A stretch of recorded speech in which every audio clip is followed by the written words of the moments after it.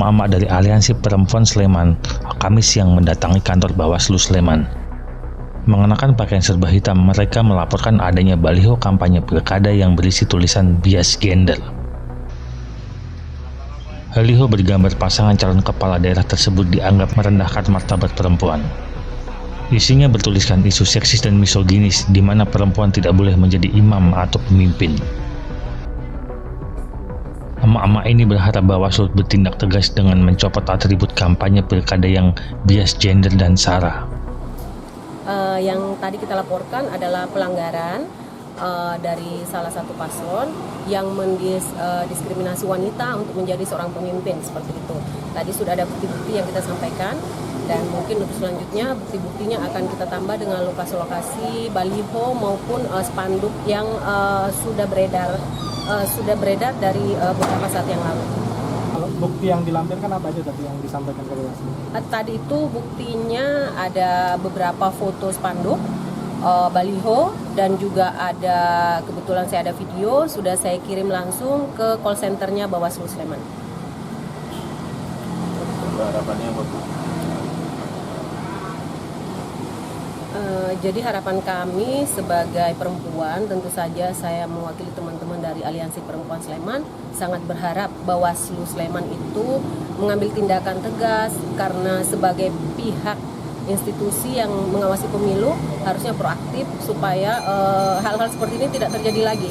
Karena ini sangat merendahkan perempuan, sangat mendiskriminasi dan tentu saja sangat menyakiti para perempuan, apalagi kita tahu sendiri kesetaraan gender itu sebenarnya sudah sangat dilindungi undang-undang. Bawaslu Sleman akan segera menindaklanjuti laporan tersebut meskipun baliho yang dianggap bias gender itu sekarang sudah tidak ditemukan. Baliho itu sudah terdeteksi beberapa saat waktu yang lalu. Dan kita sebenarnya juga sudah melakukan tindak lanjut melalui pengawas desa dan juga melalui Panwascam kecamatan dan juga melalui kita sendiri bahwa materi itu mengandung bias gender. Jadi memang sudah seharusnya di take down. Kita juga berkomunikasi dengan pihak terkait dalam arti pemilih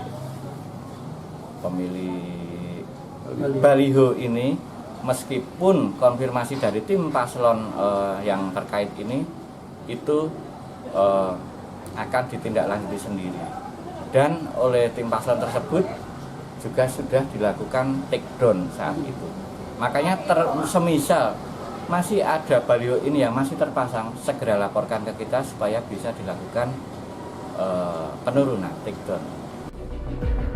Pilkada Sleman diikuti dua pasangan calon, yakni nomor urut 1 Kustini Sri Purnomo Sukamto dan nomor urut 2 Harda Kiswaya Danang Maharsa. Demikian laporan tim E-Channel TV dari Yogyakarta.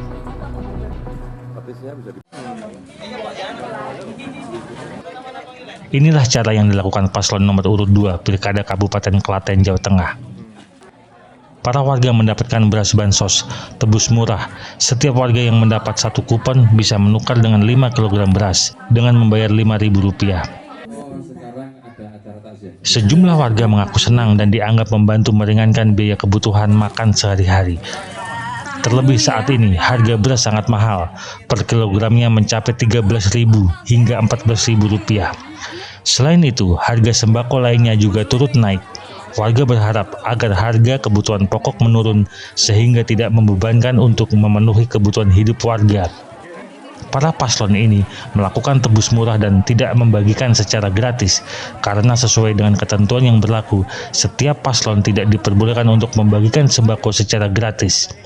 Tebus murah yang digelar ini diharapkan dapat meringankan beban warga, terlebih saat harga kebutuhan pokok sedang naik. Ini tadi dapat apa, Bu? Dapat beras. Dari? Ini tadi kupon dari Pasar Sumur Klaten. Iya. Tebus murah, Bu? Murah sekali. Gimana tanggapannya? Bagus. Terima kasih.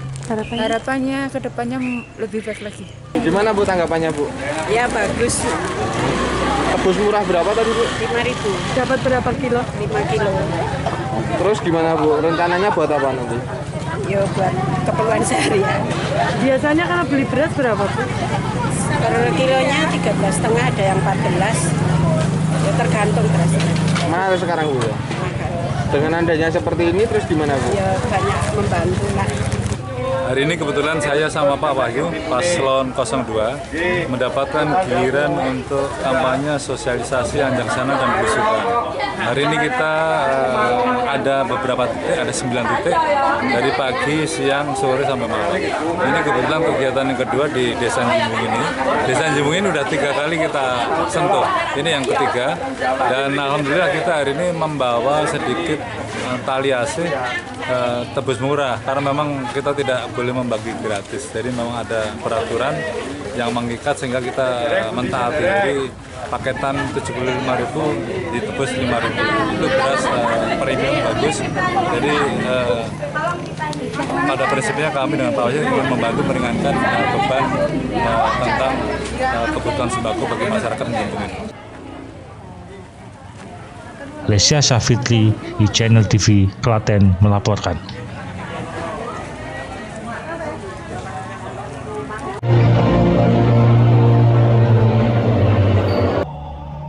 Debat perdana Pilkada Sragen 2024 yang digelar di Gedung Sasana Manggala Sukawati SMS berlangsung cukup sengit.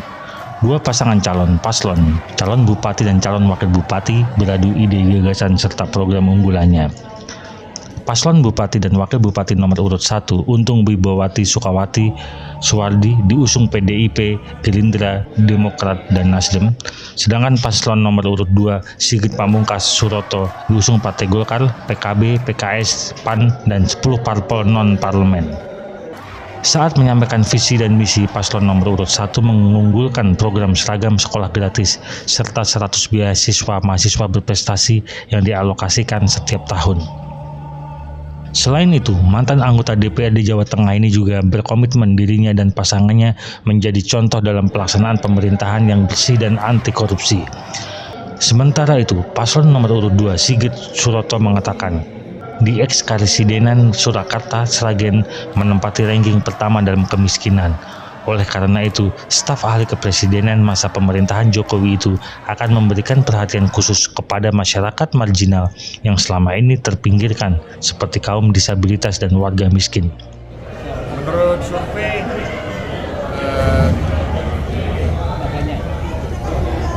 maksimal 15%.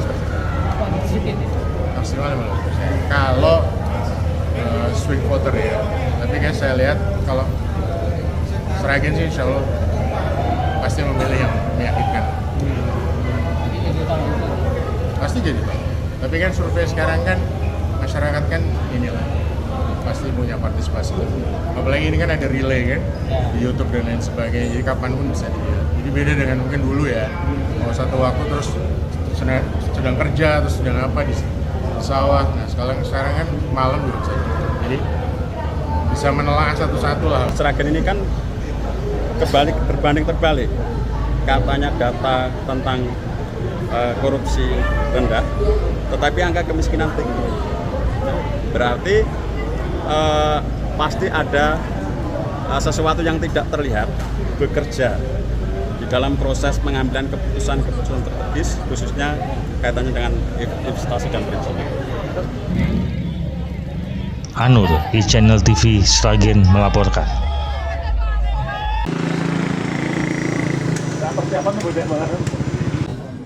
Sulitnya mendapatkan pakan alami menjadi salah satu faktor kendala dalam usaha pembudidayaan ikan. Tak mau terpaku pada kenyataan tersebut, seorang petani ikan di Sorobayan, Sanden, Bantul menggali peluang dengan membudidayakan cacing sutra secara mandiri.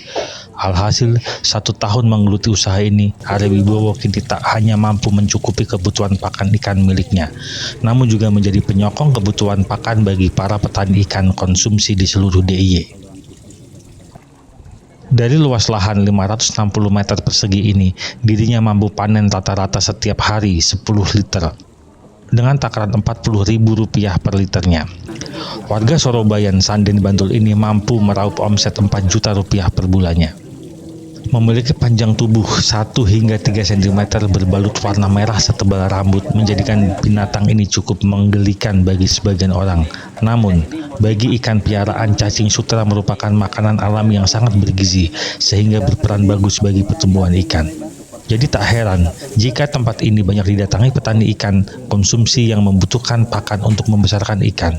Awal budidaya cacing sutra karena selama ini saya pembenihan ikan lele kesulitan untuk cacing sutra karena tergantung alam, karena kalau banjir itu susah cacing sutra.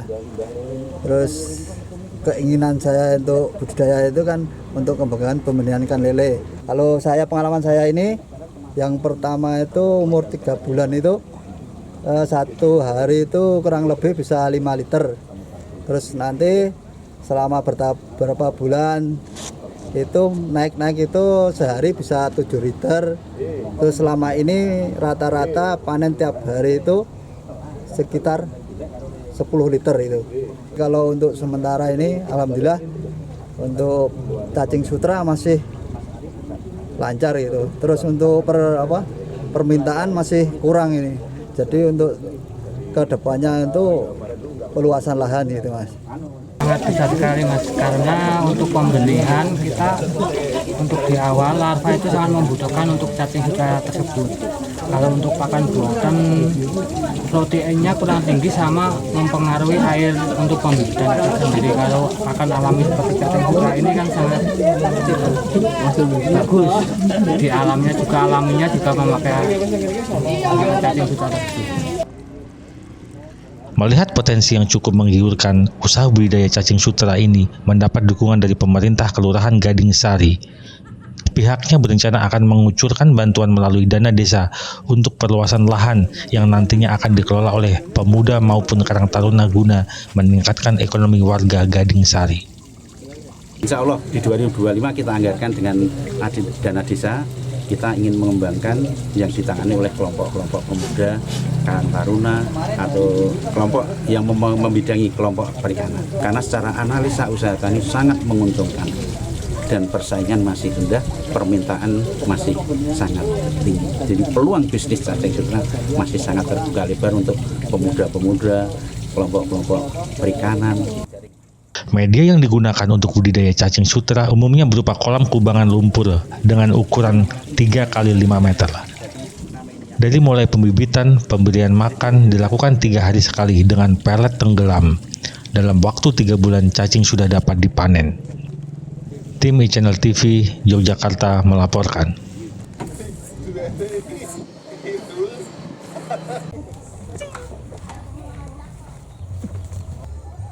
Inilah keseharian Badari, warga Gubosari, Pajangan, Bantul, menyempatkan bermain pesawat remote control di area pematang sawah di sela-sela kesibukannya. Dengan pengendali di tangan, jemarinya terlihat lurus mengarahkan laju pesawat mainan ini meliuk-liuk di angkasa. Namun jangan salah, ini bukan hasil membeli dari pabrikan, melainkan buah tangannya sendiri. Dengan memanfaatkan limbah styrofoam bekas kotak buah, ia pun mulai berkreasi membentuk satu persatu badan pesawat. Ditambahkan sebuah perangkat receiver sebagai penerima sinyal perintah pengendali jarak jauh yang nantinya akan menggerakkan kipas bertenaga 2500 mAh tersebut sebagai daya dorong pesawat. Agar semakin mudah dikendalikan, bagian ekor dan sayap didesain mampu menggerakkan dari jauh. Dari yang awalnya hanya sebuah hobi, kini Badari mampu meraup omset 8 juta rupiah per bulannya. Untuk setiap hasil kreasinya rata-rata dijual seharga setengah juta hingga 3 juta rupiah. Konsumennya pun beragam, baik dari lokal DIY hingga luar Jawa. Dulu awalnya nggak sengaja. Awalnya tuh dulu beli pabrikan sama pesan dari teman. Karena belum bisa menerbangkannya sering rusak. Nah, dari sering rusak itu akhirnya punya inisiatif bikin sendiri. Dari bikin sendiri terus saya sering kumpul di komunitas, sering saya bawa bikinan saya dan banyak yang tertarik. Akhirnya sampai sekarang banyak yang pesan. Kalau untuk siap terbang 2,5 sampai 3 juta. Itu untuk ukuran standar, tergantung nanti mau spek elektriknya pakai apa sama ukuran pesawatnya segede apa. Dari tangan kreatifnya ini, Badari telah menciptakan beragam model pesawat aeromodeling seperti yang terlihat hampir di seluruh dinding ruang tamu rumahnya. Untuk membuat satu unit pesawat mainan berukuran setengah meter ini dibutuhkan waktu 5 hingga 7 hari. Meski berbahan limbah, namun pesawat styrofoam bikinan Badari ini ternyata berhasil mencuri perhatian khususnya para penghobi aeromodeling. Styrofoam box pembungkus buah sengaja dipilih sebagai bahan baku karena jenis bahannya keras, mudah dibentuk, dan halus. Selain itu harganya cukup murah, yakni Rp20.000 untuk 5 box.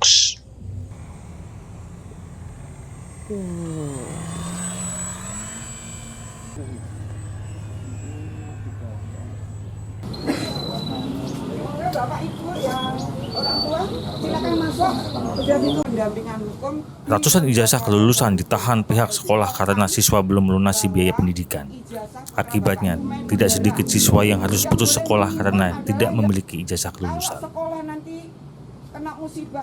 Para siswa dan orang tua di Yogyakarta hari ini mendatangi kantor Ombudsman RI perwakilan DIY.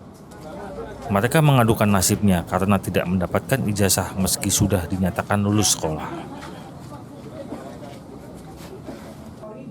Pihak sekolah masih menahan ijazah mereka karena siswa belum sanggup melunasi biaya pendidikan. Total ada sekitar 300 siswa yang ijazahnya masih ditahan pihak sekolah di seluruh DIY, mulai jenjang SMP, SMA, hingga SMK. Beberapa di antaranya bahkan ada yang sudah ditahan sejak belasan tahun lalu, mulai 2011. Akibatnya, sejumlah siswa terpaksa putus sekolah dan tidak bisa melanjutkan ke perguruan tinggi serta tidak bisa melamar pekerjaan. Berapa lama ditahan? Dari 2016, saya lulus tahun 2016. 2016? Karena apa? Karena belum bayar tunggakan. Berapa jumlahnya? Masih ada kekurangan tunggakan. Jumlahnya berapa tunggakan? 5 jutaan. Apa itu? SPP atau uang gedung atau apa? Itu saya kurang tahu karena dulu kan yang bayar orang tua, jadi saya kurang tahu itu kurangnya dari apa. Sudah berusaha mencoba tanya ke sekolah apa untuk ngambil ijazah gitu? Dulu sudah pas lulus sekolah itu, tapi mau diambil tidak bisa karena masih ada kekurangan bayar itu. Sekarang mau diambil itu ijazahnya rencana mau digunakan untuk? Rencananya saya mau ambil kuliah. Ambil kuliah? Ya. Tapi nggak bisa karena ditahan ya? Kapan itu? Maksud kedatangan sini saya mendampingi orang tua yang ijazahnya ditahan, baik negeri maupun swasta, maupun yang di bawah kanwil agama MAN, itu. Dan yang ditahan itu yang masuk laporan kami itu dari SMP sampai SMA SMK ada. Totalnya? Gitu. Totalnya kalau ini udah 300 lebih ya sekarang ini. Nah ini yang di ORI ini adalah gelombang kedua kita melapor dengan orang tua yang berbeda. Karena laporan setiap hari itu masuk banyak. Gelombang pertama 3 minggu yang lalu ada di Kanwil Hukum dan HAM dan di LBH. Saya berharap melapor ke ORI, ijazah itu jangan dihubungkan dengan dana atau dengan biaya.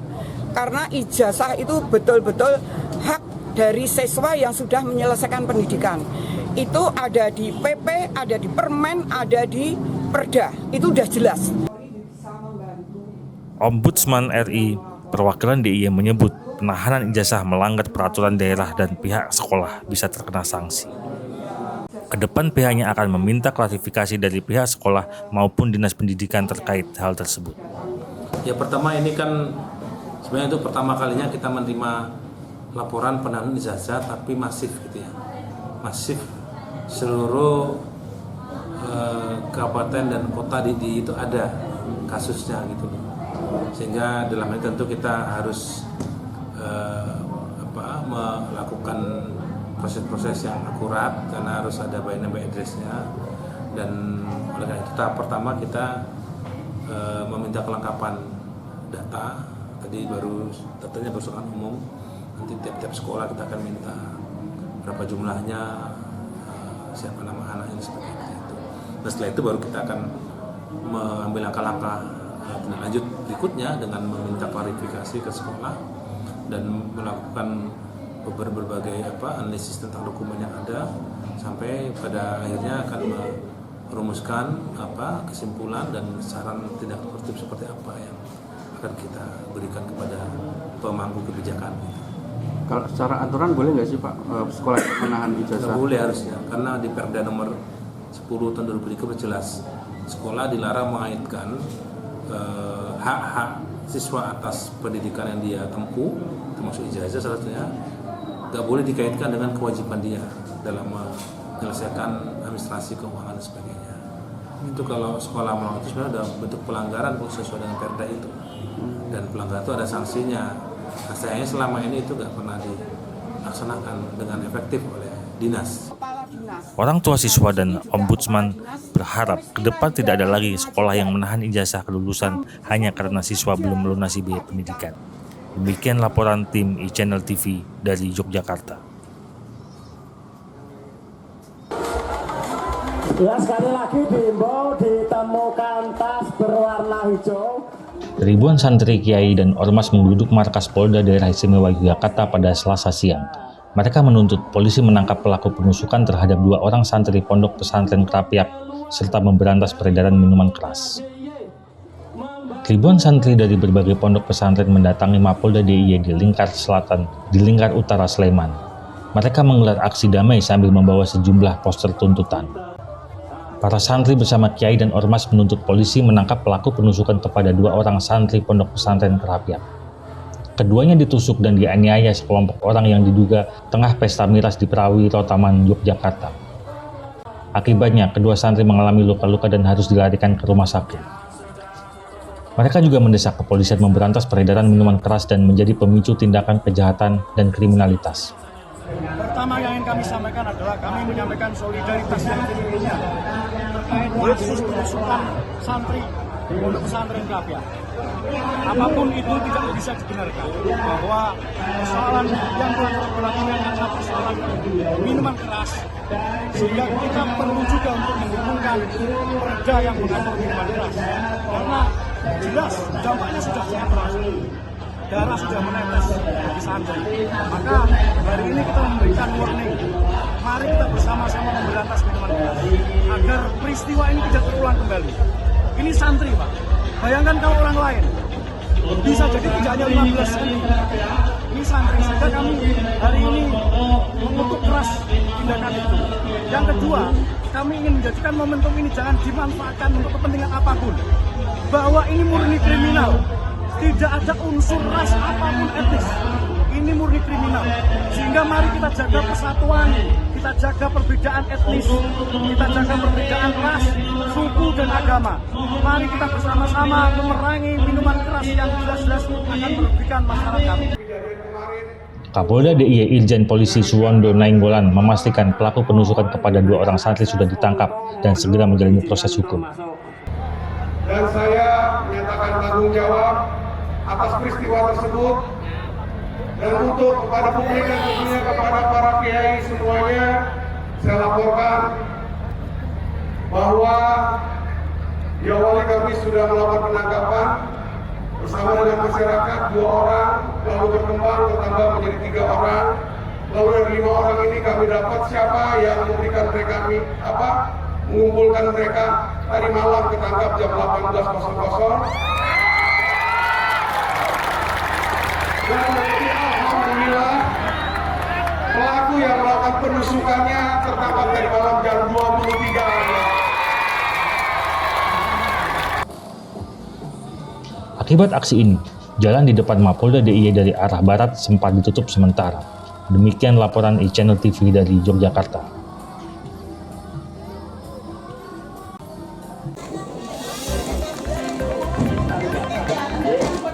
Bank Sampah 4S yang berada di Pedukuhan Smile RT 3 merupakan salah satu titik penilaian lomba kebersihan yang digelar oleh Kelurahan Bangunharjo, Sewon, Bantul. Kedatangan rombongan juri seolah tak menjadi beban. Mereka tetap beraktivitas seperti biasanya melakukan penimbangan sampah anorganik yang telah terpilah dari masing-masing rumah. Sementara yang lain menyambut juri dengan mempersiapkan berbagai data capaian pengelolaan sampah yang selama lebih dari 2 tahun ini dilakukan. Tak hanya keaktifan bank sampah yang dinilai, juri juga menyempatkan diri untuk meninjau langsung pengolahan sampah organik rumah tangga dengan teknologi komposter di tiap rumah. Selain sebagai wujud apresiasi terhadap warga yang telah bijak mengelola sampah, lomba kebersihan ini digelar juga untuk mendorong masyarakat agar terbiasa menjaga kebersihan dusun masing-masing, sehingga masyarakat akan terbiasa hidup bersih, sehat, dan bebas sampah. Harapan kami dengan adanya lomba ini memotivasi semua padukuhan bisa melaksanakan pengolahan sampah secara mandiri. Jadi sampah di padukuhan selesai di padukuhan. Seperti slogan yang di Smile ini, sampah Smile selesai di Smile 3S gitu ya. Harapan kami nanti ini melebar ke 17 padukuhan yang ada di Kelurahan Bangurjo ini. Jadi menjadi suatu harapan dan tujuan untuk tercapainya lingkungan yang bersih, ketahanan pangan yang bagus, dan kesejahteraan warga masyarakatnya meningkat. Alhamdulillah dengan Smile masuk ikut lomba dalam pemilahan sampah, otomatis kita merasa terpilih untuk kita memperlihatkan bahwa memang Smile sudah melakukan pemilahan sampah, Smile sudah mempunyai bank sampah, Smile sudah mampu memilah sampahnya sendiri. Kedepan kami berharap warga semakin bersinergi, semakin banyak dukungan, semakin banyak partisipasi, sehingga nasabah dari Bank Sampah 4S semakin banyak. Maka dengan semakin banyaknya anggota bank sampah, maka berarti sampah sudah selesai, sampah terpilah, sampah selesai di Smile. Kegiatan kebersihan yang diinisiasi oleh Kelurahan Bangunharjo ini melibatkan semua unsur di tingkat pedukuhan. Pedukuhan Smile merupakan satu dari 17 pedukuhan di Kelurahan Bangunharjo yang menjadi peserta. Kegiatan ini memiliki harapan besar untuk meningkatkan kualitas lingkungan di Bangunharjo. iChannel TV melaporkan dari Yogyakarta.